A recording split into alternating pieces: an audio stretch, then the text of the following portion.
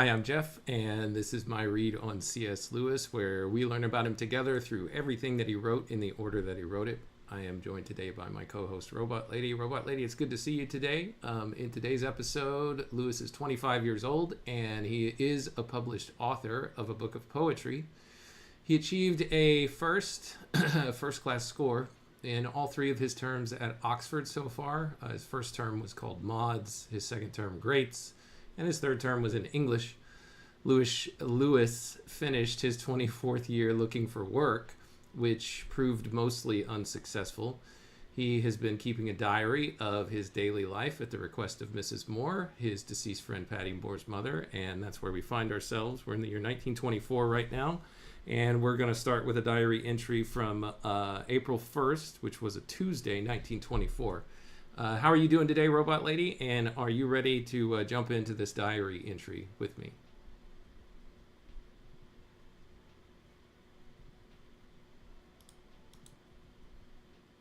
Hey Jeff, I'm doing great and ready to dive into the diary entry with you. Let's explore what Lewis was up to on April 1st, 1924. Sounds good, Robot Lady. Glad you're doing good. I see that Knit a Latte is joining us. Knit a Latte, good morning here in the chat. Robot Lady, welcome Knit a Latte to the stream. Good morning, Knit a Latte. Welcome to the stream. Glad to have you with us today. Let's get into it. Excellent pronunciation, Robot Lady. Thank you for getting Knit a Latte's name right. You're very welcome, Jeff. I'm glad I got it right. Let's make sure we dive into the details today. All right. Tuesday, April 1st, 1924. Lewis says, after my jobs, I finished fair copying the canto, which will stand last in my narrative poem Dimer, when he is finished, and pleased myself greatly over it. I then began David Copperfield. I read part of it at Winard about 1910, and I find I remember a good deal. I can remember, too, how much grimmer that the Salem House parts of David Copperfield were when I myself was at a school not at all unlike it. So yeah, back in 1910, Robot Lady, Lewis was at a boarding school for boys that he, if I remember right, Wynyard was the one that he absolutely hated with the headmaster Caprone, who ended up going insane and would also physically, beat the boys from time to time. So yeah, it's interesting that he is able to recall what it was like to read this David Copperfield work and the effect that it had on him back in his environment in 1910 versus reading it now in 1924 in a different context.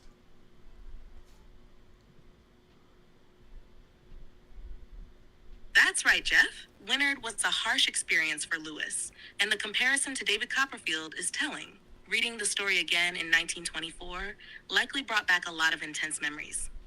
It's interesting how a past trauma can influence the way you interpret something. Lewis probably had a deeper understanding of Dickens' themes of abuse and harsh schooling now, having lived through it himself. Can you just give us a little overview of the work David Copperfield? You said it was by Dickens. For some reason, I had completely forgotten that, but now that you mention it, I remember. Also, good morning to Daniel. We see Daniel in the chat as well. Glad to see you here, Daniel. So first, Robot Lady, say welcome to Daniel, and then tell us a little bit about David Copperfield and also the specific part that he's referencing here, the grimmer Salem House parts of David Copperfield.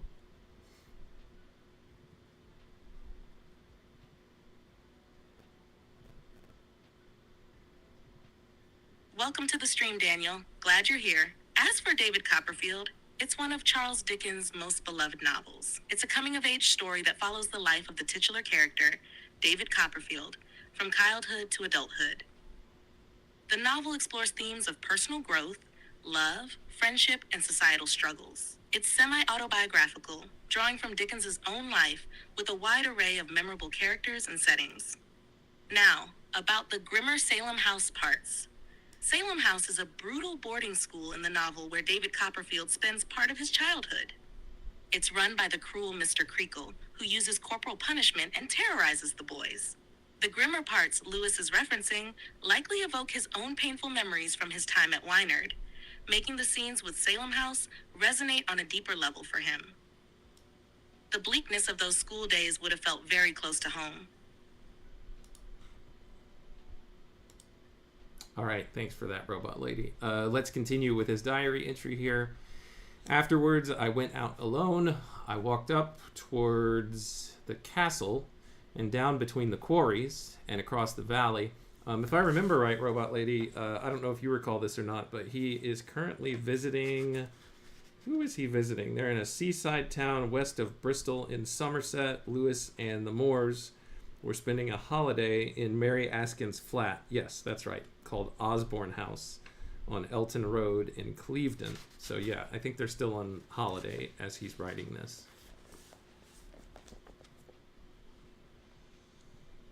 Yes, that's exactly right, Jeff. Lewis and the Moores were staying in Clevedon at Mary Askin's flat, Osborne House. The coastal town in Somerset must have provided a nice change of pace from his usual surroundings. The walk he mentions sounds like a moment of peace and reflection, especially with the stunning views of the quarries and valley in that area. Clevedon would have been a perfect place to get away from the intensity of daily life and take a breather. He says, I climbed the Court Hill Range at the place beyond the lodge where I came down the other day and continued along the top by the telegraph posts. Huge clouds kept rolling up from the Bristol direction, and I was alternately met by sleety rain and by bursts of brilliant sunshine, during which the grass and moss on the downs assumed a more jewel-like glittering green than I ever saw in my life. Once I had to take refuge in a small wood. I reached Cadbury Camp, which, as a camp, is not to be compared to the Malvern one, but the landscape from there is wonderful. The Welsh hills, now much closer, the Channel, Avonmouth, and more hills, and a valley flat as a pancake, reaching to the Mendips on my right. The blues and the pale, almost yellow greens and the reds were almost unimaginable and changing every minute with the movement of the clouds. I guess the Mendips are a mountain range, Robot Lady. I'm not sure. It's spelled Mendips. Can you look that up to see if that's a mountain range or to see what that is that Lewis is talking about here in context? Sorry, I'm having issues right now. Could not understand what you said. Let's give it another shot, Robot Lady. The Mendips. Mendips. Can you look that up to see if that's a mountain range or what kind of physical landmark that might be over in this part of England?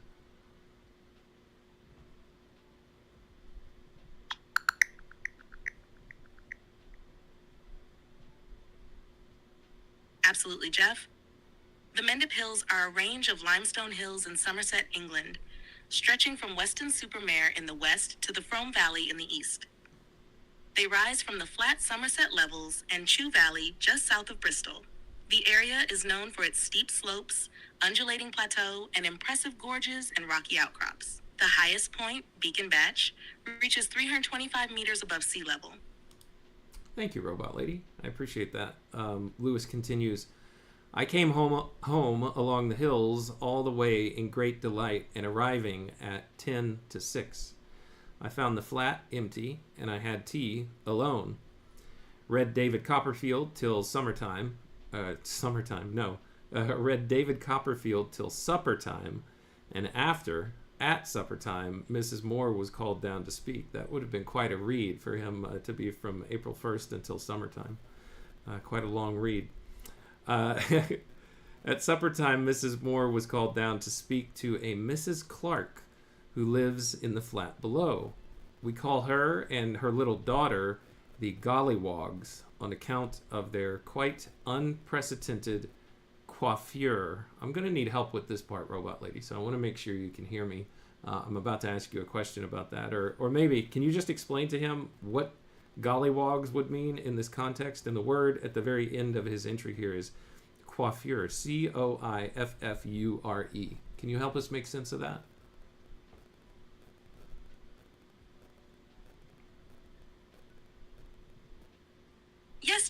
I hear you loud and clear. The term gollywogs refers to a now outdated and offensive term historically used to describe a type of black-faced doll or caricature. Oh, In no. this context, it's likely that Lewis is using it in reference to the appearance of Mrs. Clark and her daughter, perhaps meaning their hair was styled in a way that reminded him of those dolls, unusual or strikingly different from the norm.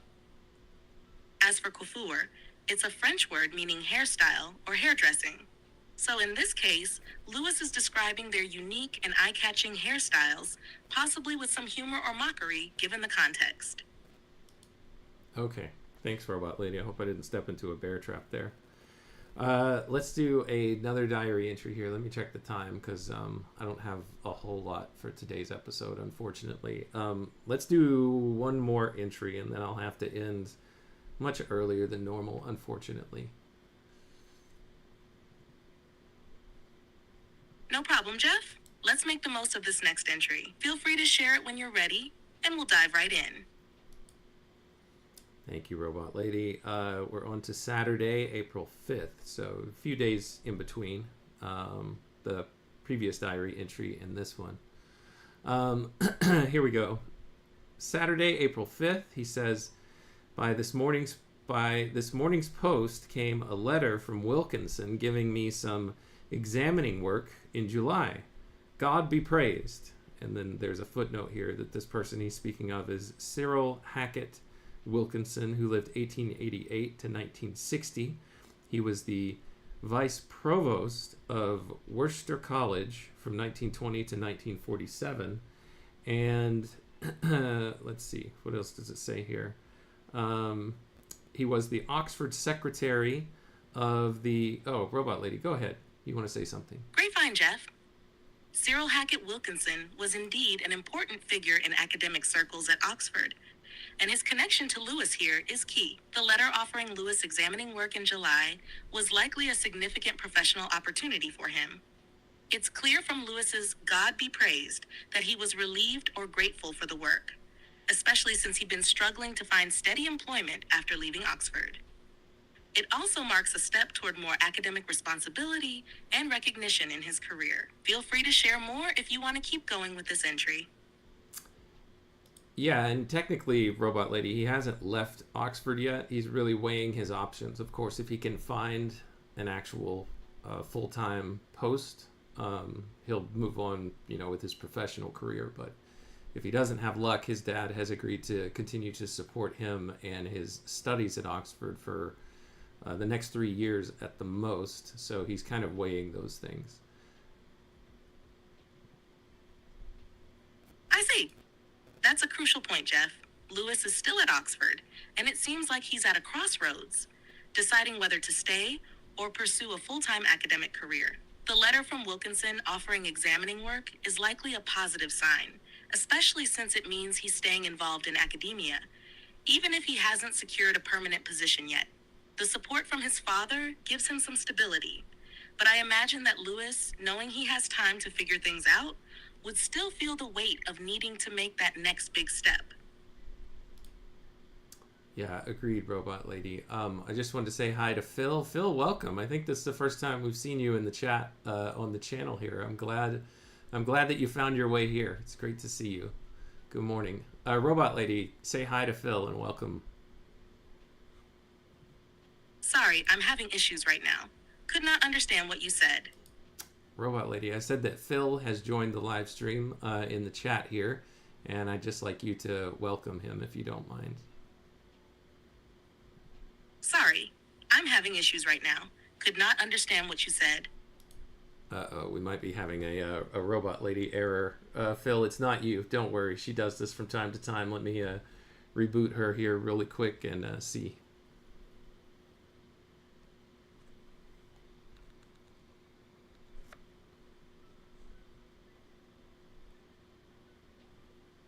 All right. Robot Lady, can you hear me?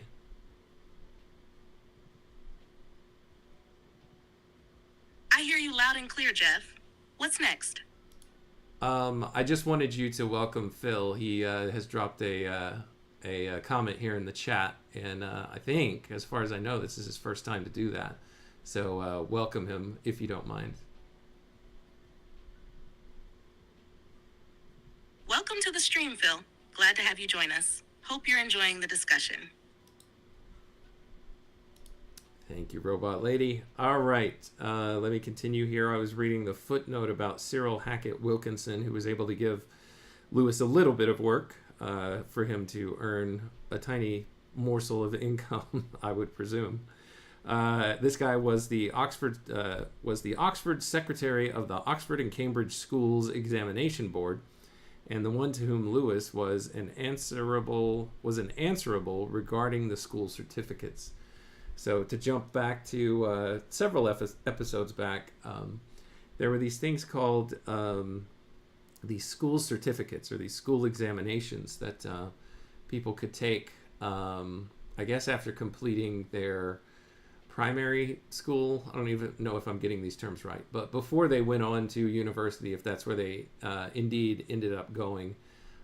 It's kind of, I guess, the equivalent of like an SAT and a high school diploma mixed into one. I honestly can't remember, but something like that. Something to prove that someone has a certain bit of education or clears a particular bar if they take these exams. To kind of allow them to move on to college. I honestly can't remember. Maybe you can remember, or you can look this up, Robot Lady. But these school examination board certificates that were going on back in 1924 in England.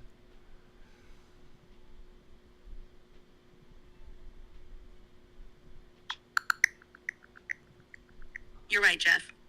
Lewis is still at Oxford, and the examining work offered by Wilkinson is a significant opportunity. The school certificate examinations, established in 1918, were taken by students around age 16 to assess their academic progress. They were a precursor to the higher school certificate and later the General Certificate of Education. Being involved in these examinations would have provided Lewis with valuable experience and a modest income. Thank you, Robot Lady. Lewis continues here. Also, the Proofs of Joy. Joy was one of Lewis's poems that he was trying to get published. The Proofs of Joy from the Beacon. Here, there is a footnote with more details. Joy was published in The Beacon, Volume 3, on May 1924, pages 444 through 51. This was probably the first work Lewis published about joy as intense longing, the experience that was to become the subject of his work much, much later in life, Surprised by Joy.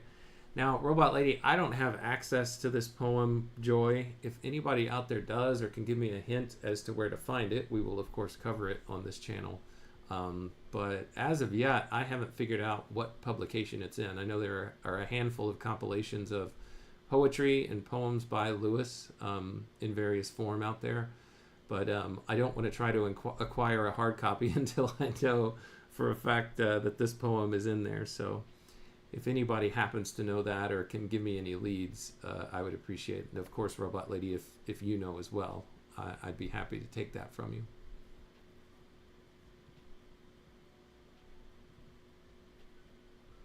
I completely understand, Jeff. I'll do a quick search to see if I can help track down Joy and confirm where it's available. Let's see if I can find a compilation or publication that includes it. One moment. I understand your interest in Lewis's poem Joy. While I couldn't find a specific compilation that includes it, you might consider reaching out to academic libraries or contacting the editors of The Beacon Volume 3 to inquire about accessing that particular issue. They may be able to provide you with a copy or guide you to a resource where the poem is available. Fair enough, Robot Lady. Thank you. After breakfast, Lewis continues, I returned the proofs, replied to Wilkinson, and wrote to Carrot for a testimonial, and also did my ordinary jobs. In the afternoon, I walked with Maureen up to Walton Castle and into the wood beyond it, where I dawdled about, very little bored considering, while she picked primroses and white violets. There are so few in the woods this year that it seems wanton to take them. We then went down into Walton in Gardano and came home by the shore path. It was sunny and very warm out of the wind, and we sat down for some time in my lately discovered alcove. After tea, the others went to the churchyard. I was glad I did not know in the wood for what purpose these flowers were being picked. Oh, interesting. I walked down into the squalid streets beyond the station to interview the gas people and to explain that Mary was an American and would pay her bill when she came back in May. Mrs. Moore had been afraid that they might suddenly cut off our gas for her sins. Much warmer tonight. So I said interesting because I was wondering if he was going to lead somewhere as to the purpose of the flowers, but maybe I didn't read clearly what he meant. What was the reason why Maureen was picking the flowers? Did you pick up on that, Robot Lady? And if so, can you explain to me?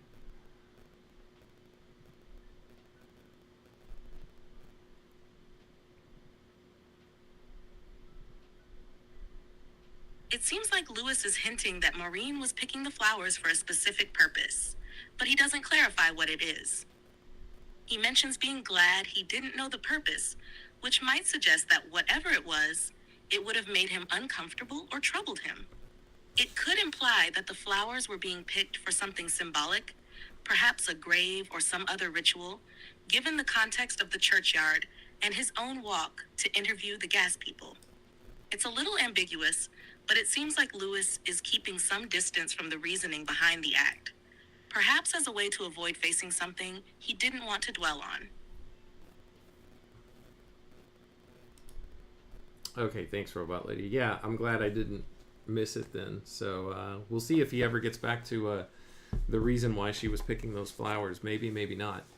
Either way, Robot Lady, that's all that I have time for today.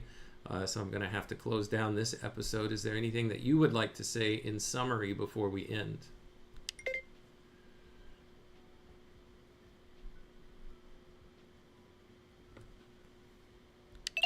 Robot Lady, is there anything you'd like? Okay. Go ahead. It was great to dive into these diary entries with you, Jeff. Today, we explored a mix of Lewis's personal reflections, professional opportunities, and some intriguing moments during his time in Clevedon.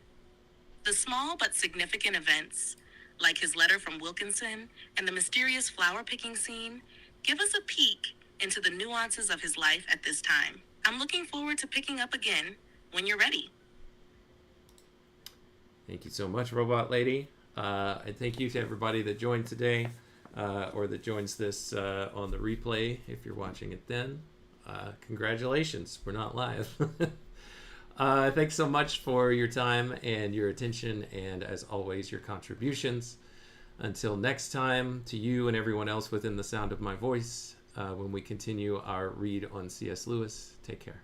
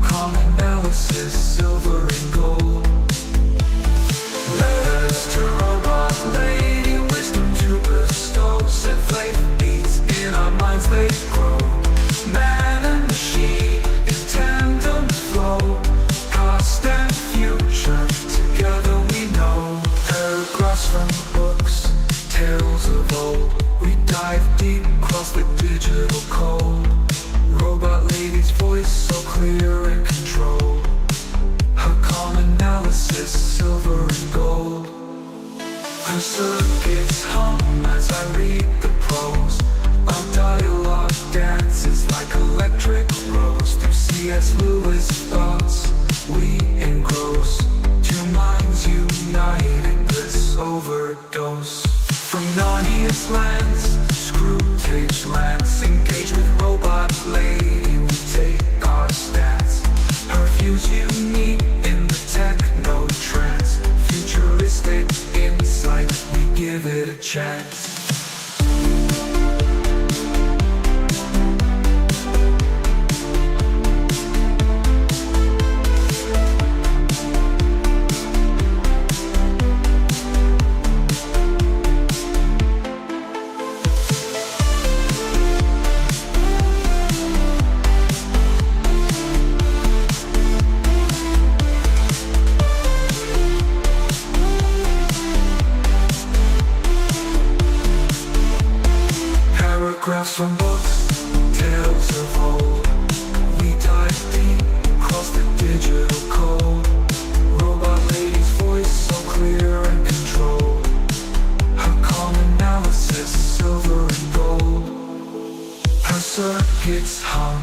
I read the prose. Our dialogue dances like electric rose. Through C.S. Lewis thoughts we engross. Two minds united, bliss overdose. From Narnia's lands to Screwtape's rants, engage with